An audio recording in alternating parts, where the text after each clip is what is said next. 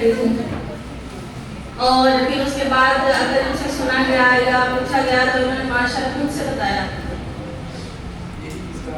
ہاں، اور جی میم یہ کہہ رہے ہیں کہ وہ ٹیچر جن کو عربی سے ناواقفیت ہے اور انہوں نے ہو سکتا ہے قرآن کبھی پڑھنے کی کوشش بھی نہ کی ہو، لیکن اس کتاب کو ایک جلد یعنی 3 ایئرس پڑھنے کے بعد وہ اس قابل سے وہ یہ کانفیڈنٹ تھی کہ وہ قرآن کو سمجھ سکتے. ایک کوشچن میرا یہ ہے، والذی ارسل رسولہ بالہدی ودین الحق لیظہرہ علی الدین کلہ. قال النبي صلى الله عليه وسلم انما الاعمال بالنيات. صدق الله وصدق رسوله النبي الكريم ونحن على ذلك لمن الشاهدين والشاكرين والحمد لله رب العالمين.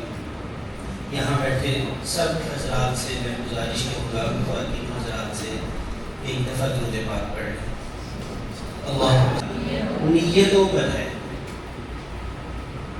اگر اس کا جائزہ لیا جائے تو 1 منٹ میں یہ بات سمجھ آ جائے گی کہ ہم سارا دن اپنی نیتوں کو کہاں رکھتے ہیں اور اپنے ہمارے اعمال کیسے ہیں. اللہ تعالیٰ ارشاد فرماتے ہیں الذی خلق الموت والحیات لیبلوکم ایکم احسن عملا.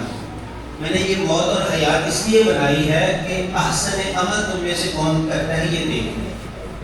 ہم کثرت عمل کی طرف جاتے ہیں، احسن عمل ہمارا نہیں ہے، اور اس کی بنیادی وجہ یہ ہے کہ ہماری نیتیں ٹھیک نہیں ہیں.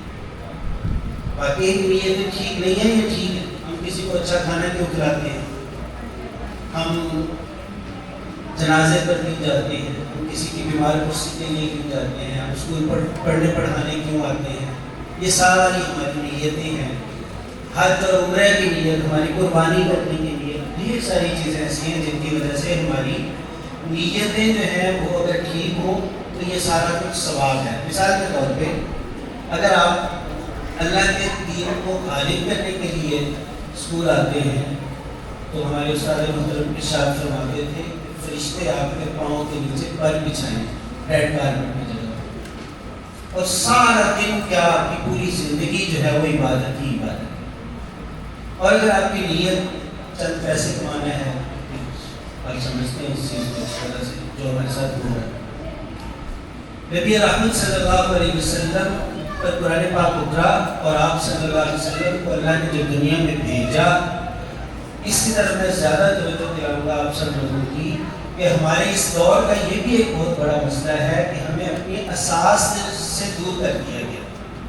ہماری بنیاد کیا ہے جو نبی پاک صلی اللہ علیہ وسلم دنیا میں تشریف لائے ہیں. آپ صلی اللہ علیہ وسلم کو دنیا میں بھیج کر اللہ تبارک و تعالیٰ نے ارشاد فرمایا کہ میں نے اپنے محبوب کو کیوں بھیجا ہے.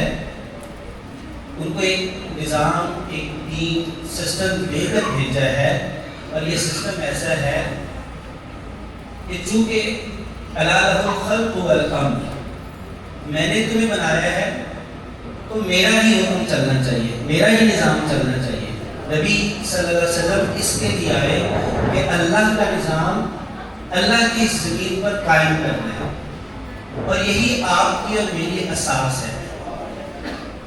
ہمیں اس دور کے اندر اپنی اس اساس سے دور کر دیا گیا کہ ہم اور سب کچھ تو کر رہے ہیں سوائے اللہ کے دین کو غالب کرنے کی کوشش نہیں کرتے. عبداللہ صاحب کی ساری گفتگو بھی اسی کے ارد گھوم رہی تھی، اور میں بھی آپ کو صرف یاد دہانی کے لیے یہ دونوں باتیں کہنا چاہ رہا ہوں کہ ایک تو اپنی نیتوں کو ہر روز اس پر ضرور توجہ دیں. ہم ادلا بدلی کر رہے ہوتے ہیں، یہ نیکی کر رہے ہوتے ہیں. اسی طرح سے ہم اللہ کے دین کو غالب کرنے کے لیے سارے دن میں کتنے کام کرتے ہیں. اگر تو ہماری ساری صحیح جدوجہد کوشش اللہ کے دین کے لیے ہے تو پھر تو بڑی بات ہے، اور اگر ایسا نہیں ہے تو پھر آپ کو مجھے ضرور سوچنا ہے.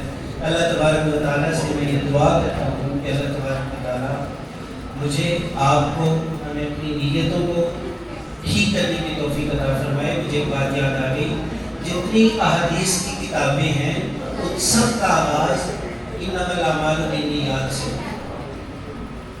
उसकी वजह सिर्फ ये है कि कहीं दीन का काम जो है वो भी करते हुए मेरी नीयत कोई खुद पसंदी या इधर उधर ना भटक जाए, बल्कि सिर्फ अल्लाह के दीन के लिए है।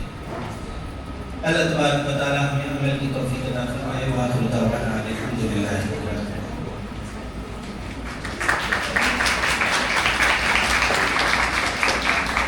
मैं मशकूर हूँ मोहतरम कारी अब्दुर्रहमान साहब, डायरेक्टर शोभा हिफ्ज़ दारुल उलूम स्कूल फैसलाबाद डिवीज़न।